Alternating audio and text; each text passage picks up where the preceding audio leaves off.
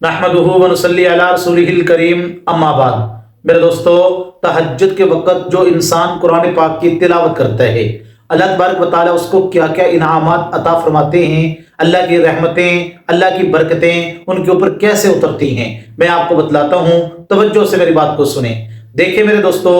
قرآن مجید ایک ایسی کتاب ہے، آسمانی کتابیں تو اور بھی بہت زیادہ آئی، تورات بھی آئی، زبور بھی آئی، انجیل بھی آئی، لیکن قرآن مجید کو اللہ تبارک و تعالیٰ نے یہ اعزاز عطا فرمایا کہ یہ وہ قرآن ہے جس کی حفاظت کا ذمہ اللہ تبارک و تعالیٰ نے قیامت تک لیا ہے۔ جتنی بھی کتابیں آئی وہ اکٹھی آئی، لیکن اس کے بعد میرے دوستو بکھر گئی، یعنی ان کے اندر تحریف کر دی گئی۔ لیکن قرآن مجید وہ مقدس کتاب ہے جس کے بارے میں اللہ تبارک و تعالیٰ فرماتے ہیں انا نحن نزلنا الذکر وانا لہ لحافظون۔ اس قرآن کو ہم نے اتارا ہے اور اس کی حفاظت کا ذمہ بھی ہم نے لیا ہے۔ اب یہ قرآن مجید اللہ تبارک و تعالیٰ کی وہ مقدس کتاب ہے میرے دوستو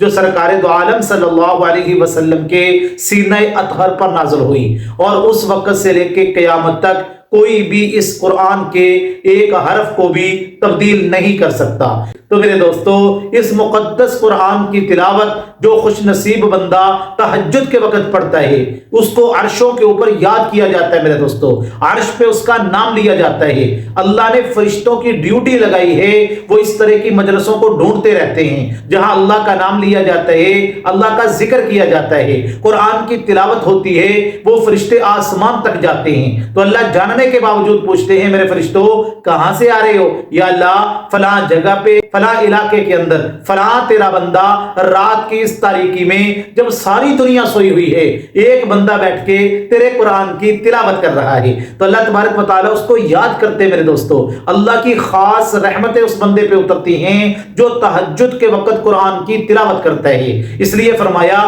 جو بندہ تہجد کے وقت قرآن کی تلاوت کرتا ہے اللہ اس کے حافظے کو بھی تیز کرتے ہیں۔ اسی لیے کتابوں میں ایک واقعہ لکھا ہے، ایک صحابی رات کو قرآن کی تلاوت کر رہے تھے، انہوں نے آسمان پہ کچھ روشنی دیکھی جو ان کے سر کے اوپر کھڑی تھی تو وہ بڑے حیران ہوئے، کہتے جب میں نے قرآن کی تلاوت کو بند کیا تو وہ روشنی آسمان کی طرف چلی گئی۔ میں نے صبح کو اللہ کے نبی علیہ السلام کے سامنے اس بات کا ذکر فرمایا تو اللہ کے نبی علیہ السلام نے فرمایا میرے صحابی یہ اللہ کے فرشتے تھے جو آپ کے قرآن کی تلاوت کو سننے کے لیے آئے تھے۔ میرے دوستو، آپ اندازہ لگائیں کہ قرآن مجید کی تلاوت اللہ تبارک و تعالیٰ کو کتنی پسند ہے، اور جو بندہ رات کی تاریکی میں پڑھے تہجد کے وقت قرآن کی تلاوت کرے جس وقت اللہ آوازیں لگا رہے ہوتے ہیں کہ میرے بندے اگر تجھے کوئی بھی مسئلہ ہے میرے سامنے رکھ، میں تیرے مسئلے کو حل کروں گا، جب اللہ پکار رہے ہوتے ہیں تو اس وقت جب بندہ قرآن کی تلاوت کرتا ہے آپ اندازہ لگائیں یہ بندہ اللہ کو کتنا محبوب لگتا ہے،